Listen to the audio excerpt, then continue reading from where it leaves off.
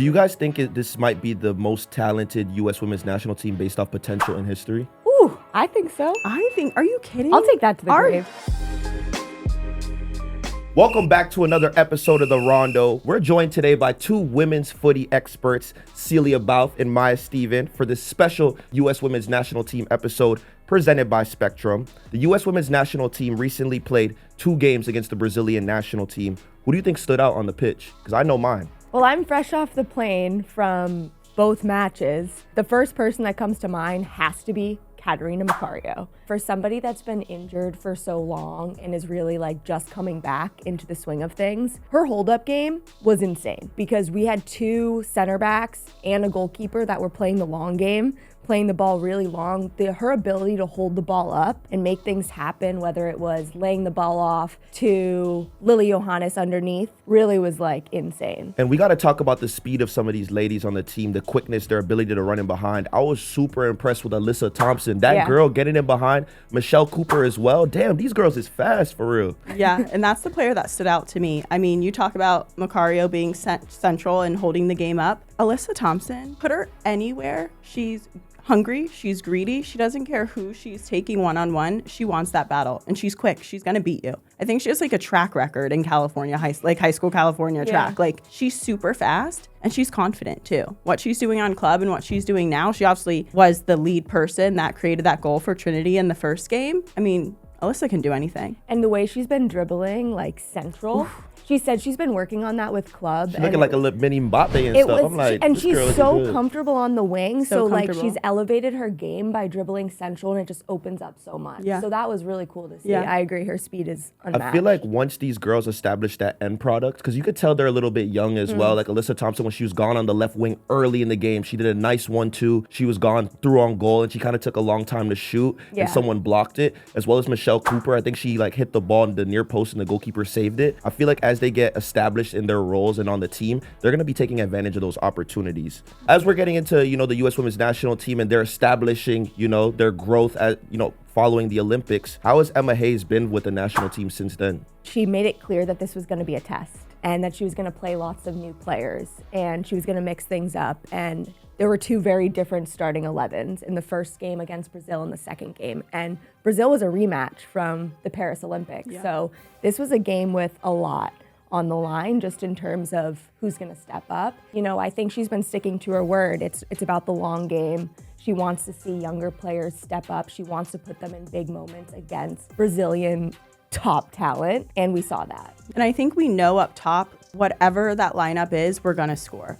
We are so skilled up top, that depth is insane. But in game 2, we saw our center backs had some issues, our goalkeeper had some issues. So Emma is she's playing a puzzle game, right? She has all these skilled players, so much depth. The NWSL is exploding, so now these players are getting even better. How do you put the best 11 on that field? She has a fun but very challenging job, and I don't think our She Believes loss, I don't think this last loss really changes anything for me. The U.S. women's national team has always had a consistent goalkeeper at the back that was reliable and someone that you can depend upon when, the big moments come in the game. What could Emma Hayes do to have a goalkeeper that's more reliable and a back line that she can rely on to win matches? I think like Maya said, it's still a puzzle piece and it's a puzzle in general, especially in the goalkeeper position. I thought Fallon was outstanding. And this was her first cap. Yep. Coming from Manchester United. Clearly a great player.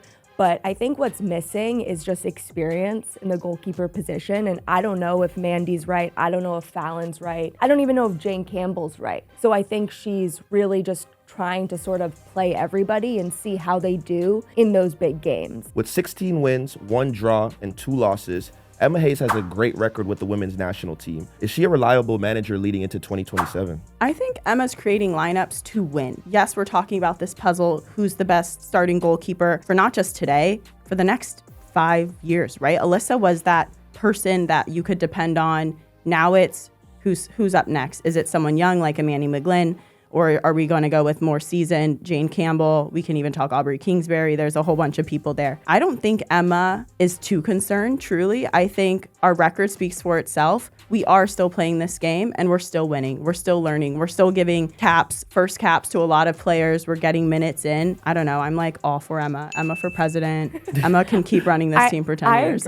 I would have voted for her. There you go. Emma for president. For Yeah, sure. yeah, and I think like reliability, like consistency are two words that totally describe Emma. And I think, you know, you have players like Lindsay Heaps and Sam Coffey that are fundamental and like crucial to the midfield and crucial to the U.S. women's national team. And I don't think they're going anywhere. Can't forget Emily Sonnet. Shout out UVA. Right. You know, and I got my then- UVA roots. And then you trickle in the newcomers, like that is a proper squad. And it's clear in just this short amount of time, Emma Hayes has already established a great connection with them. Speaking of connection, you could always rely on Spectrum to connect you to the game. Stay connected to the game you love with Spectrum Internet.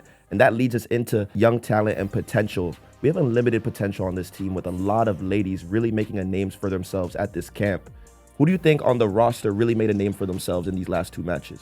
I don't want to say Alyssa Thompson over and over, I knew you were but gonna say like her speed, her ability to just go one-on-one. You don't have to win every one-on-one battle, right? But put your head down, dog it out, get to the attacking third, and score a goal. These girls are playing quality football. Like, if you watch these games intensely, I'm seeing Michelle Cooper get the ball, you know, Oh, yeah. on the End line line. with a defender on her back, control it with her chest, play in the midfield, come in, combine, and keep the ball. You know how Yep. many people as a right winger would have Yeah. lost the ball in situations 100%, like yeah. that? There are so many girls on this team who are young with amazing composure on Yeah. the field, and I'm so excited to see the potential because it really is unlimited. Yeah, and I'm glad you brought up Michelle Cooper because by no means did she have a perfect game, but I love a physical player. And if you're an attacking player and you're physical, go get that ball. Alyssa Thompson is ready to run into the box and get that pass from you if you get it back from your defender. Like, I am so excited to see Michelle Cooper get some minutes and see how that chemistry with her and Alyssa work because they're almost similar. But again, Michelle Cooper's so physical, I would be scared if I was a defender. When players like Sophia Wilson come back, Mallory come back, and you have these young players who are establishing these positions, it could be kind of competitive on who takes those spots. And I think you want it to be competitive. And I think depth is a really good thing. I mean, we haven't even talked about Claire Hutton. We haven't even talked about Avery Patterson, who held it down defensively, who held it down in the midfield. Like, those are two very, very young players. Do you guys think this might be the most talented U.S. women's national team based off potential in history?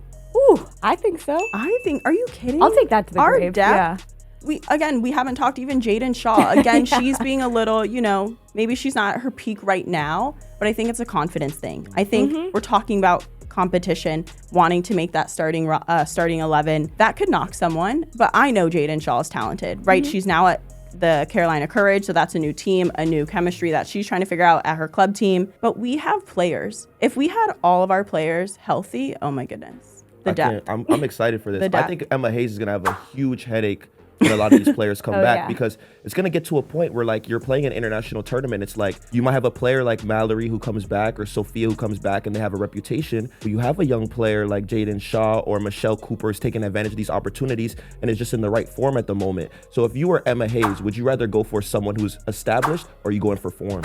I mean, it depends what time of the year we're in. I think if it's a tournament, World Cup time. if it's World Cup time, I'm going with experience. You're going with experience. Are you going with experience or form, Maya? I want to say form. Cool.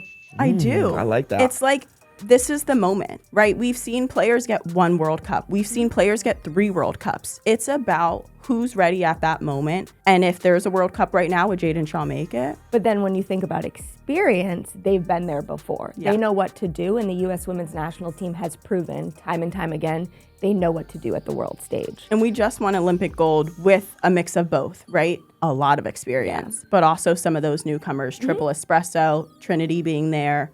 I mean, we've done it before.